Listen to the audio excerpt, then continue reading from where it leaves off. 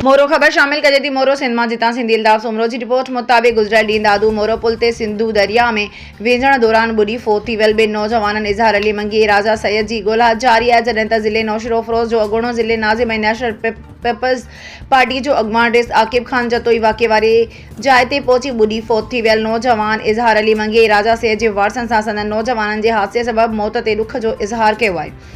मक़ामी मुआणनि खे नौजवाननि जी लाश जी ॻोल्हा लाइ मदद तौरु 50,000 रुपयनि जी रक़म पिणु ॾिनी।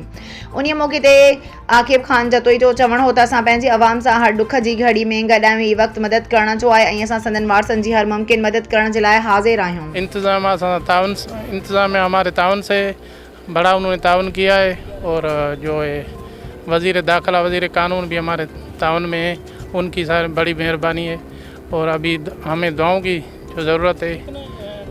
उनकी तकरीबन 22 साल 23 साल ये उम्र का सही पता नहीं है, लेकिन यही होगा। पढ़े लिखे हैं दोनों, एक सैयद है और दूसरा मंगी है। अभी 24 घंटे हो गए हैं, अभी तक मिले नहीं हैं। अगर दुआ करें हमें मिल जाए। अभी ये आए हैं टोपे वगैरह नेवी के और ये वज़ीर दाखिला की जो है सारा कुछ मेहनत उसकी और DC साहब की।